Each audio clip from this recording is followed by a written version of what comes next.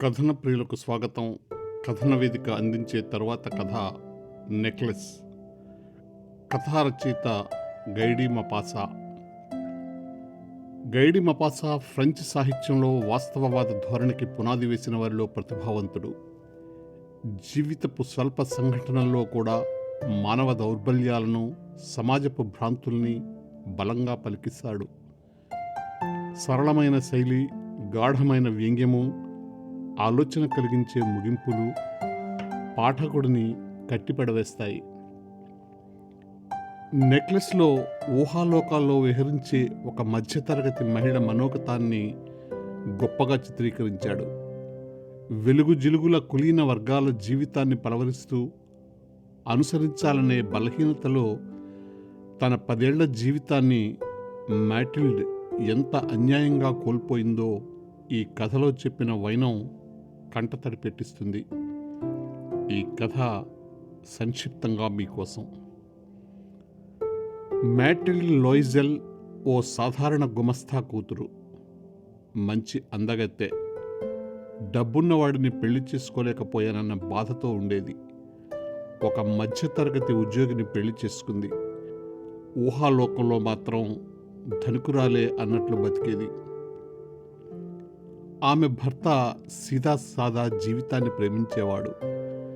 మంచి మనసున్నవాడు, కష్టజీవి. ఇంటికి వచ్చేటప్పుడు చిరునవ్వుతో వచ్చేవాడు. డిన్నర్ ఎలా ఉన్నా సరిపెట్టుకునేవాడు. కానీ మాటిల్డ్ దానికి పూర్తిగా విరుద్ధం. మాటిల్డ్కు మేడం ఫారెస్టర్ అనే డబ్బున్న స్నేహితురాలు ఉండేది. తనతో కలిసి చిన్నప్పుడు చదువుకుంది. అప్పుడప్పుడు ఇద్దరూ కలుసుకునేవాళ్ళు. కలుసుకున్న ప్రతిసారి మాటిల్డ్ని అసంతృప్తి వెంటాడేది. తన స్నేహితురాలి ఖరీదైన దుస్తులు, ఖరీదైన ఇల్లు, ఖరీదైన నగలు చూడగానే చాలా బాధగా అనిపించేది మాటిల్డ్కు. ఒకరోజు సాయంత్రం భర్త సంతోషంతో ఇంటికొచ్చాడు. ఒక పెద్ద కవర్ చేతిలో ఉంది. ఇది నీకోసమే ప్రత్యేకంగా చూడొకసారి అన్నాడు ఉత్సాహంగా. ఎంతో ఉత్సాహంతో కవర్ తెరిచి చూసింది మాటిల్డ్. చాలా ఖరీదైన ఆహ్వానం అది. మినిస్ట్రీస్ నుంచి వచ్చింది. భార్య మొహంలో సంతోషానికి బదులు దిగులు చూసి కంగు తిన్నాడు భర్త. ఏమైంది నీకు? ఇంత మంచి అవకాశం వస్తే మొహం అదోలా పెట్టావేమిటి అన్నాడు భర్త. ఇప్పుడు ఇది చూసి నన్ను ఎగిరి గంతేయమంటావా? అంత పెద్ద పార్టీకి వెళ్ళాలంటే దానికి తగ్గ బట్టలు, నగలు నాకున్నాయా? అంది దుఃఖం పూడుకుపోతున్న గొంతుతో. మొన్న థియేటర్కి వెళ్లే రోజు వేసుకున్న డ్రెస్ చాలా బాగుంది, అది వేసుకోవచ్చు కదా అన్నాడు భర్త. అయ్యో, అట్లాంటి పార్టీకి అంత చీప్ డ్రెస్ వేసుకోవాలా నేను? గొప్పవాళ్ళు చూసేది వేసుకునే బట్టలే అంది కళ్ళు తుడుచుకుంటూ. సరే, ఏదో ఒకటి చేద్దాంలే, ముందా ఏడుపు ఆపు. పార్టీ డ్రెస్ సుమారు ఎంత అవ్వచ్చు అన్నాడు. మొహం వెలిగింది మాటిల్డ్కి. ఎలా లేదన్నా 400 ఫ్రాంకులు అవసరపడతాయి. అది నీ వల్ల అవుతుందని నేను అనుకోను అంది నీరసంగా. భర్త మొహం పాలిపోయింది. స్నేహితులతో గడపడానికి తన దగ్గర దాచుకున్న 400 ఫ్రాంకులున్నాయి. సరే, నేను 400 ఫ్రాంకులు సర్దుతా, దాంతో మంచి డ్రెస్ కొనుక్కో అన్నాడు చివరికి. భార్య సంతోషంతో ఉక్కిరి బిక్కిరి అయింది. పార్టీకి గౌను సిద్ధం చేసుకుంది. అయినా సరే పార్టీకి వెళ్లే రోజు దగ్గరయ్యే కొద్దీ దిగులు పెట్టుకుంది మాటిల్డ్. ఏమిటి సంగతి? డ్రెస్ కొనుక్కున్నావు కదా, ఇంకా ఏమిటి నీ సమస్య అన్నాడు భర్త. డ్రెస్ ఉంటే సరిపోతుందా?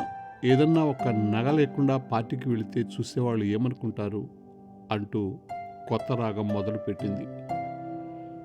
అయితే ఒక పని చేయి, నీ స్నేహితురాలు మేడం ఫారెస్టర్ ఉంది కదా, ఆమె దగ్గర ఒకరోజు ఏదైనా ఒక నగ అరువు తెచ్చుకో, తర్వాత ఇచ్చేద్దు గాని అన్నాడు భార్య మొహంలోకి చూస్తూ.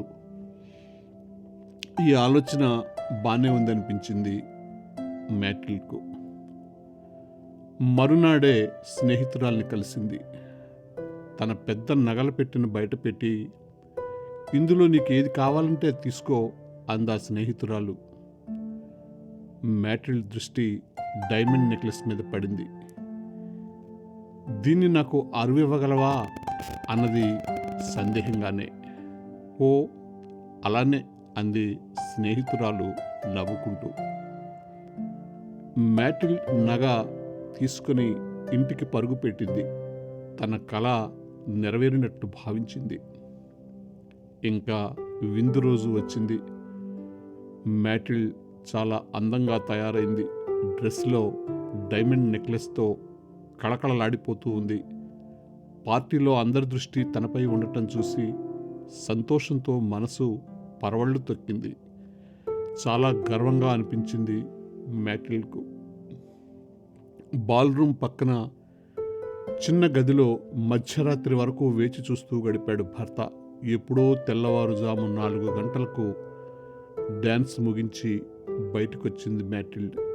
పిలుస్తున్నా వినకుండా రోడ్డు మీదకు పరుగులాంటి నడకతో వచ్చి ట్యాక్సీ కోసం పిలిచింది. ఎవరూ రాకపోవడంతో క్యాబ్లో ఎలానో ఇల్లు చేరుకున్నారు. ఇంటికి రాగానే అద్దంలో మొహం చూసుకుంది. ఒక్కసారిగా కెవ్వుమంది. మళ్ళీ ఏమైంది అన్నాడు భర్త. అయ్యో నెక్లెస్ పోయింది అంది కంగారుగా. అలా జరగటానికి వీల్లేదు అంటూ చాలా కంగారు పడుతూ కోటు జేబుల్లో వెతకటం ప్రారంభించాడు భర్త. ఎంతసేపు వెతికినా దాని జాడ లేదు.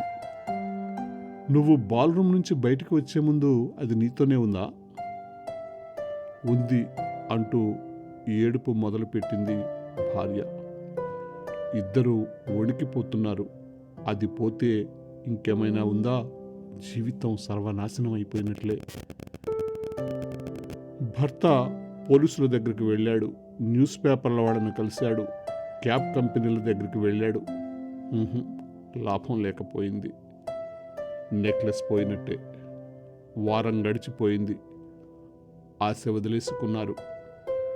కానీ ఇప్పుడు ఏదో విధంగా నెక్లెస్ ఆమెకు తిరిగి ఇవ్వాలి. నగపెట్టి తీసుకొని కాళ్ళు అరిగేలా తిరిగారు. తిరగ్గా ఒక షాపు దొరికింది. 40,000 ఫ్రాంకులు అవుతుంది. మహా అయితే 36,000 ఫ్రాంకులకు మాత్రం ఇవ్వగలం అన్నాడు షాప్ యజమాని. ఇరువురు మొహాలు చూసుకున్నారు. తన తండ్రి సేవింగ్స్ ద్వారా 18,000 ఫ్రాంకులు వచ్చాయి. మిగతావి అప్పు చేసి డబ్బు తీసుకువచ్చాడు భర్త. మ్యాటిల్డ్ అపరాధ భావనతో కొట్టుమిట్టాడుతోంది. డబ్బు పైసా కూడబెట్టి ఒకరోజు షాప్కు వెళ్ళి 36,000 ఫ్రాంకులు పెట్టి అలాంటి నగనే కొన్నారు. వెంటనే నగ తీసుకొని స్నేహితురాలి ఇంటికి పరుగున వెళ్ళింది.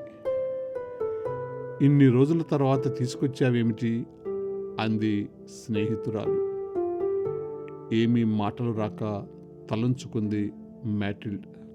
లోపల వణికిపోతూ ఉంది. తన స్నేహితురాలు ఎక్కడ బాక్స్ విప్పి ఇది తన నగ కాదేమో అంటుందేమోనని. కానీ బాక్స్ మూత కూడా తీయకుండా దాన్ని పక్కన పెట్టేసుకుంది స్నేహితురాలు. సెలవంటూ ఇంటికొచ్చేసింది మ్యాటిల్డ్. ఇంకా అసలు జీవన పోరాటం మొదలైంది. పొదుపు చేయటం కోసం పని మనిషిని తీసేశారు. చిన్న అద్దె గదికి మారిపోయారు. ఇంట్లో వస్తువులన్నీ అమ్మేశారు. ఇంటి పనులన్నీ మ్యాటిల్డ్ చేసుకోవటం మొదలుపెట్టింది. ఎక్కడ అవకాశం ఉంటే అక్కడ పొదుపు చేయటం అలవాటు చేసుకుంది మ్యాటిల్డ్. భర్త ఉద్యోగం నుంచి తిరిగి రాగానే వేరే పనుల్లో కుదిరి పైసా పొదుపు చేసేవాడు. రాత్రి పగలు తేడా లేకుండా శ్రమించటం మొదలుపెట్టాడు. 10 ఏళ్ల కఠోర శ్రమ చేశాక అప్పులన్నీ ఒక కొలిక్కి వచ్చాయి. వడ్డీలతో కలిపి కట్టడంతో అప్పులు 2-3 రెట్లు పెరిగిపోయాయి. ఆరోగ్యం, యవ్వనం అంతా ఖర్చు పెట్టేశారు. ఎంతో అందంగా ఉండే మ్యాటిల్లో వృద్ధాప్యపు ఛాయలు పడసూపాయి. నాజూకైన జుట్టు నెర్రెలు బారింది. చేతులు కోమలత్వాన్ని కోల్పోయాయి.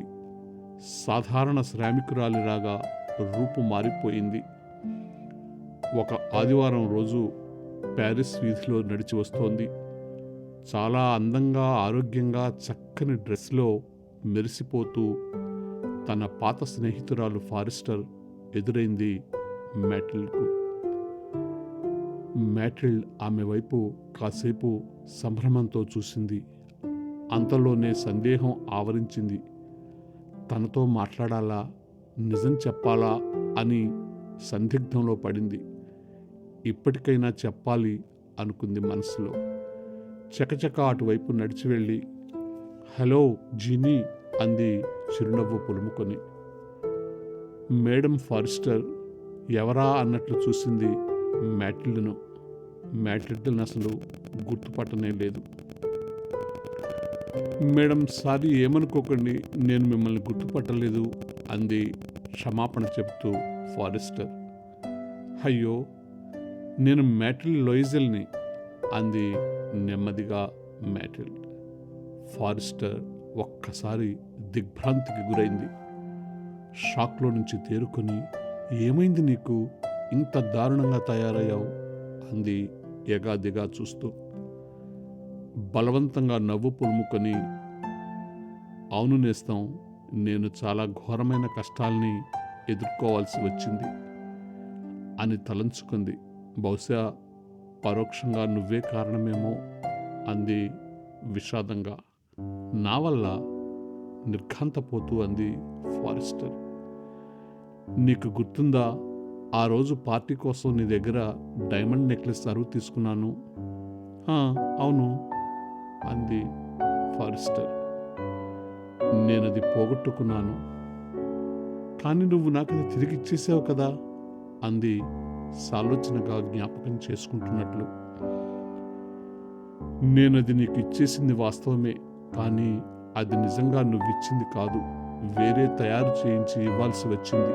ఆ అప్పు తీర్చుకోవడం కోసం 10 ఏళ్ళు నా జీవితాన్ని కోల్పోయాను అంది దుఃఖంతో. ఫారెస్టర్ అచేతనంగా స్నేహితురాలి మొహంలోకి చూస్తూ అలా ఉండిపోయింది. ఫారెస్టర్ కన్నీళ్లతో మ్యాటిల్డ్ లోయిజెల్ 2 చేతుల్ని అప్యాయంగా దగ్గరికి తీసుకుంది. అయ్యో నా పిచ్చి నేస్తమా, అది నిజానికి గిల్టునగా, అది కేవలం 500 కొన్నాను అంది గుండెలకు హత్తుకొని. మ్యాటిల్డ్ లోయిజెల్ మిత్రురాలి కళ్ళల్లోకి నిశ్చేతనంగా చూస్తూ ఉండిపోయింది.